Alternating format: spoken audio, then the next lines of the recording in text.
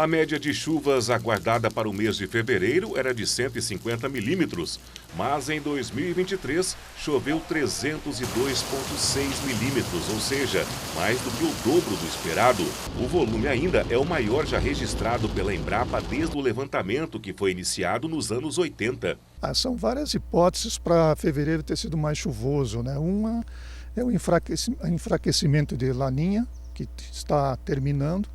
Nós estamos caminhando agora para uma situação de neutralidade climática, ou seja, sem influência de El Niño nem Laninha. Muitas regiões do estado foram castigadas. A cheia do Rio Dourados, por exemplo, trouxe preocupação para a comunidade ribeirinha de Fátima do Sul. O ponto turístico da cidade, a Ilha do Sol, ficou submersa. Estradas foram interditadas em Mato Grosso do Sul. E quando o clima foge das estimativas, além da área urbana, o setor rural também sofre com a mudança. Essa chuvarada teve impacto nas lavouras. Pode-se dizer que, por enquanto, a chuva tem atrapalhado a colheita. Nós estamos hoje aí com estimativa que 25% da área já foi colhida. Está atrasada a colheita, como está atrasado o plantio do milho, segundo a safra, que segundo a estimativa está em torno de 20% da área. Mas é muito cedo para falar em prejuízo. E se há uma preocupação com a lavoura devido ao grande volume de água no mês de fevereiro, o problema é que o mês de março também é um mês chuvoso, então vem mais água por aí. A previsão para este mês é de que chova 140 milímetros. A previsão é que nos próximos dias, os próximos 5 dias, a tendência é que o clima continue assim, com pancadas de chuva mal distribuídas. Tem lugares que tem chovido mais e outros menos. Isso deve continuar nos próximos dias. Então prepare o guarda-chuva, pois a previsão até o próximo domingo, dia 5, é que a qualquer hora do dia ou da noite a chuva chegue. Do final de dezembro a fevereiro, foram 3 crimes brutais contra crianças em Mato Grosso do Sul. Em Campo Grande, os assassinatos da Estrelinha, de 11 anos, e da Sofia, de 2 anos. E o mais recente, em Douradina, mais uma Sofia, esta com 6 anos. A integrante do CONSEX, Comitê Estadual de Enfrentamento da Violência e Defesa dos Direitos Sexuais de Crianças e Adolescentes de Mato Grosso do Sul, alerta para o fato de que a atitude dos criminosos denunciavam que algo mais grave poderia acontecer. Todas essas situações já tinham indícios de que elas poderiam vir a acontecer. Ou seja, eu tinha um grupo de jovens que usava substâncias psicoativas regularmente numa cidade com nenhuma outra oportunidade e que numa dessas encontro deles cometeu uma violência e matou uma criança. Eu tinha uma outra criança que ficava sozinha no período noturno porque sua mãe saía para trabalhar. Eu tinha uma outra situação de um casal em que essa criança várias vezes passou pelo sistema e não foi atendida. Então, quando você tem um crime bárbaro, ele não ocorre ao acaso, ele vem de uma série de situações que já vinham demonstrando a possibilidade de um crime bárbaro acontecer. Uma situação da mulher que foi morta pelo ex-marido com a facada, ela tinha uma medida protetiva, todo mundo sabia que aquele homem rondava aquela casa e a política pública não foi capaz de proteger essa mulher. Então, na verdade, um crime bárbaro, ele geralmente vem precedido de sinais que essa sociedade banalizou, achou que era natural ou mais do que isso, não teve uma indignação suficiente que movesse essa sociedade para ir em busca e cuidar dessa situação para que não houvesse o crime. O CONSEX desenvolve inúmeras ações que visam prevenir a violência contra crianças e adolescentes. O CONSEX ele trabalha por eixos de atuação. O eixo do protagonismo, que é conversar, dialogar junto com a juventude para que a juventude possa se proteger. O eixo da pesquisa, o eixo da responsabilização e o eixo, eles são 6 eixos, mas eu quero falar especialmente da mobilização. O eixo da mobilização é toda uma organização que o CONSEX chama para que as pessoas possam se mobilizar. Então, por exemplo, vai ter as audiências públicas, vai ter a passeata, vai ter as cartas abertas. Isso tudo a gente mobiliza num conjunto imenso de organizações que participam do Comitê Estadual. Às vezes, um amassado, casca danificada ou folhas amareladas são motivos para frutas e verduras serem rejeitadas pelos consumidores. Esses alimentos que seriam desperdiçados por falta de demanda ou condições estéticas permanecem adequados ao consumo humano e têm um ótimo valor nutritivo. Por isso, a Secretaria de Meio Ambiente, Desenvolvimento, Tecnologia e Inovação, por meio do SEASA, estuda a criação de uma nova proposta, utilizando alimentos rejeitados para doar a famílias de baixa renda. Com isso, alimentos que não são adequados para a venda acabam ganhando um novo destino. Esse projeto, ele consiste no aproveitamento, né,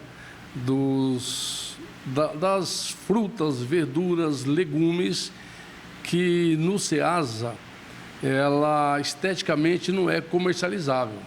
É um tomate que não está bem apresentável, uma cenoura que não está bem apresentável. Eles aproveitam, né, esses alimentos, desidratam esses alimentos e aí eles formulam um mix de alimentos, né, que acrescenta carboidrato, né, pode ser o macarrão, pode ser o arroz, pode ser vários, né?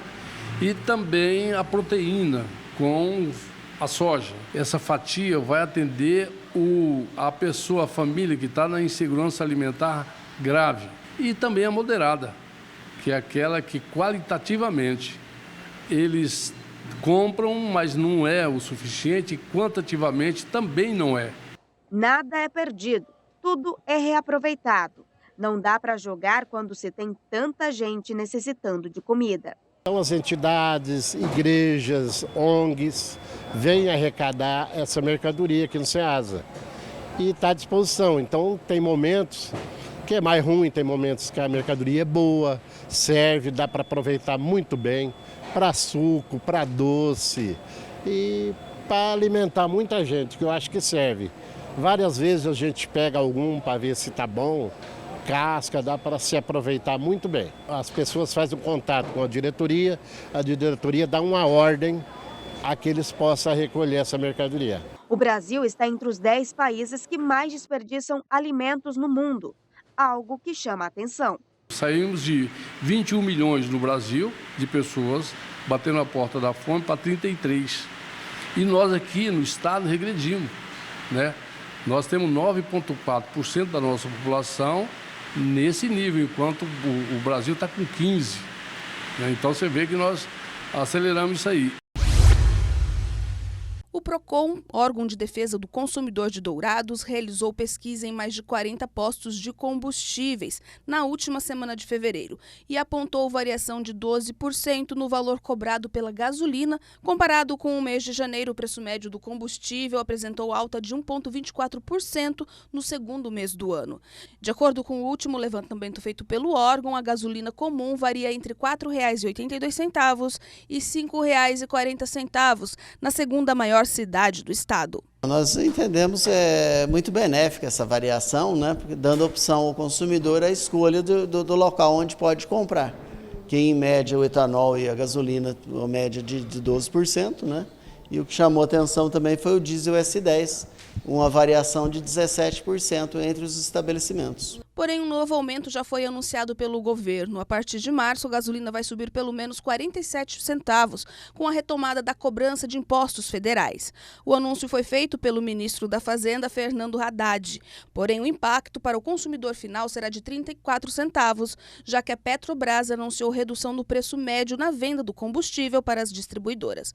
Por isso, ainda de acordo com o diretor do PROCON de Dourados, a fiscalização deve continuar no município. A equipe sai e, de passagem, verifica mais ou menos se há uma discrepância com o aumento que está sendo aplicado agora, né, de tributos, com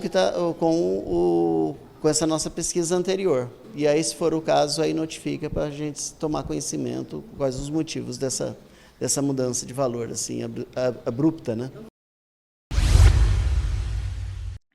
O que fazer com o corpo do animal falecido? Essa é uma pergunta que muitos pais de pets têm na hora que seu animalzinho de estimação falece. Existem algumas opções e preços. De procurar o centro de zoonoses, fazer a ligação, embalar o animal corretamente.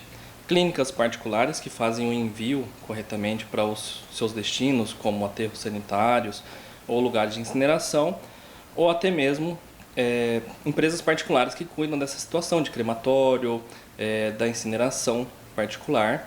Temos essas 3 opções hoje aqui no nosso estado. Lembrando que descartar animais mortos em terrenos impróprios ou até mesmo nas ruas é considerado crime pelo artigo 54 da Lei de Crimes Ambientais. Então, é importante você fazer a destinação correta nestes casos. O material em decomposição ele libera algumas moléculas que vai estar em conjunto com algumas bactérias que ficam no ambiente. Então, esse líquido, como a gente diz, o chorume, essas moléculas que ficam residuais no ambiente, elas podem ser contaminadas e isso é proibido, né? E pode ter outros acometimentos importantes. Então, por isso, a obrigatoriedade de dar o destino certo, independente se é um risco biológico ou um material do grupo A que contém, ele deve ser reservado e destinado a locais corretos para que não haja uma expansão dessas bactérias em solo e contaminação regional, até mesmo em locais como afluentes, aquíferos, isso pode chegar ao solo mesmo que seja profundo. Então, para evitar uma grande demanda de animais enterrados em quintais ou em lugares proibidos, existe essa precaução, né, ambiental também. O Senac-MS, juntamente com a FEComércio-MS e o Sindicato do Comércio Varejista de Campo Grande, realizaram na manhã de hoje, no auditório do Bioparque Pantanal, o evento GPS de Mercado, apresentando cenários e tendências para os negócios empresariais. Esse evento faz parte de uma agenda que busca dar conhecimento, dar visibilidade aos empresários de práticas e tendências do mundo dos negócios, principalmente no nosso segmento. Então nós trouxemos para esse evento de hoje uma abordagem econômica e uma abordagem de mercado, trazendo 2 profissionais que são especialistas nesses assuntos. O presidente da FEComércio, Edson Araújo, destacou a importância de falar sobre temas de grande relevância econômica para empresários e gestores do estado. Tem muitas pessoas querendo empreender e tem muitos empreendedores e empresários que querem investir. Mas o momento não é propício, porque essas mudanças na nossa economia com o novo governo tende a frear esses investimentos, né? E com esse período, com essas palestras dessas pessoas mais entendidas no assunto, poderá abrir a cabeça dos novos empresários e mostrar o que está acontecendo. Mais de 10 anos no mercado, economista e diretor de Economia e Inovação da Confederação Nacional do Comércio, Guilherme Mercês, explicou sobre o atual cenário econômico e a perspectiva regional e até mesmo global. É um dia para a gente discutir um pouco do cenário econômico, não só o cenário econômico, mas também inovação. Acho que o mundo está passando por transformações importantes. Então a gente vai falar um pouco sobre geopolítica e como é que está essa dinâmica do mundo e como se pode impactar o mundo em termos de inflação, crescimento econômico e, obviamente, desdobrar um pouco isso para o Brasil e as perspectivas de como se podem ser oportunidades ou riscos para as empresas de forma geral. Empresas que estão começando agora ou que já estão há muito tempo no mercado precisam estar atualizadas para as tendências mundiais. Os empresários devem estar atentos para os possíveis desafios. A gente está com um desafio de inflação, taxa de juros muito altas, tanto as famílias quanto as empresas estão muito endividadas e esse é um tema importante. A gente tem uma reforma tributária também a ser discutida no Congresso, então acho que tem uma pauta ampla aqui para a gente debater e discutir o futuro dos setores aqui em Campo Grande. Caio Camargo também palestrou. Especialista em varejo e tecnologia, abordou as tendências do segmento, com base em um evento muito importante que ele esteve presente em Nova York. Uma visão de tudo que a gente conseguiu olhar durante a NRF Big Show, que é um evento que acontece há 113 anos em Nova York. O pessoal aqui do Senac de Campo Grande, teve Mato Grosso do Sul, esteve acompanhando a gente lá também. Então a gente vai trazer um pouco desses insights para o resto do pessoal aqui de Campo Grande que não pôde estar com a gente lá. E também o pessoal que esteve com a gente relembrar um pouco o que foi dito, o que foi falado. A Gisele trabalha com relações públicas e veio em busca de mais conhecimento. Quer se aprimorar no mercado. Hoje é necessário realmente uma reciclagem, uma inovação constante de todos os profissionais, tanto na área de comércio como na área de varejo. Hoje nós precisamos inovar, porque realmente o mundo vive essa constante mudança, então nós precisamos acompanhar e realmente trabalhar da melhor forma possível. Hoje eu não posso mais executar a empresa da mesma maneira que eu executava há 30 anos atrás. Então eu preciso começar a entender novas formas de conquistar os consumidores, que eles estão mudando e o hábito deles também nessa história toda. Esse é o seu Joel. O aposentado chamou a nossa equipe porque não aguenta mais ver as ruas do bairro Portal Caiobá cheias de buraco, mato e lama. Mas para chegar até ele, não foi um trabalho muito fácil. Olha o que a gente teve que enfrentar. Não tinha outro caminho a não ser esse que estamos vendo nas imagens. O ônibus está circulando aqui, o povo está andando, tem que ir lá no asfalto, daqui 2 quilômetros, a pé, na lama, para poder utilizar o transporte coletivo para trabalhar. Então, o representante tem que olhar esse lado. E nós estamos na situação que eu quero te mostrar, o ônibus não está circulando aqui devido à buraqueira, o barro. E o Joel não é o único indignado ao ver as ruas assim. O Claudemir e o Leandro também. O problema aqui é crônico, né? É um problema que não se resolve. A prefeitura de vez em quando jogava cascalhamento aqui e hoje nem isso acontece. Então o morador aqui ele é refém da lama, de buraco, de atoleiro. Nós somos desrespeitados, na verdade, aqui pelo poder público. A gente não vê melhoria aqui desde que eu mudei, vai fazer 4 anos que eu tenho esse terreno aqui. Eu vi a patrola passar uma vez aqui. Esses dias atrás, na rua de trás, que era para ser uma rua que liga bairros, né? E estava passando a patrola na chuva. Então, assim, piorou tudo. A linha do ônibus você não anda. Olha o José, esse que está chegando de carro. Estava sonhando em comprar uma casa pertinho do Joel, mas está começando a se arrepender. Estou vendo a realidade e estou vendo outra casa aí, porque... É um bairro até bonito, né? Mas não tem estrutura, prefeitura, isso aqui tem que ser pelo menos cascalhado, né? E o tempo está formando. A ventania começou por aqui, sinal que vem chuva por aí. E não é que ela veio mesmo? Agora começou a chover bastante. Nós tivemos que ficar embaixo dessa cobertura para tentar se proteger. A condição da rua, como vocês podem acompanhar, piorou bastante. Agora imaginem o que resta depois que a chuva parar. É, mais ruas que precisam de atenção.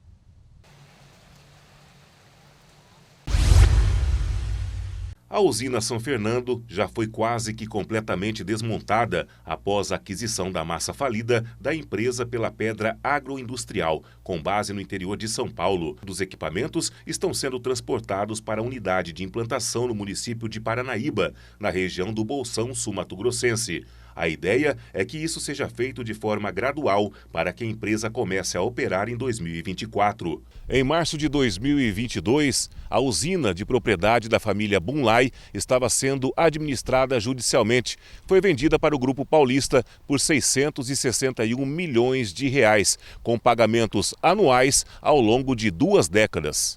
No acordo firmado com a Justiça, a empresa realizaria o pagamento em forma de entrada e caução de R$ 10 milhões e mais 19 parcelas de 20 milhões, que sofrerão reajuste de 5% ao ano.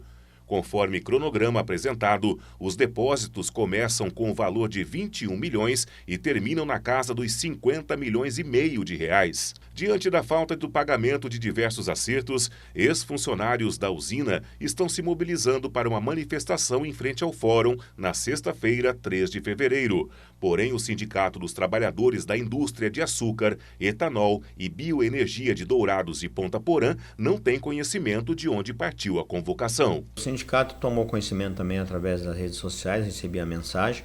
Não é uma convocação feita pelo sindicato. Inclusive, na primeira manifestação, as pessoas convocaram para em frente à Justiça do Trabalho, que não é a justiça competente para falência, inclusive no dia domingo.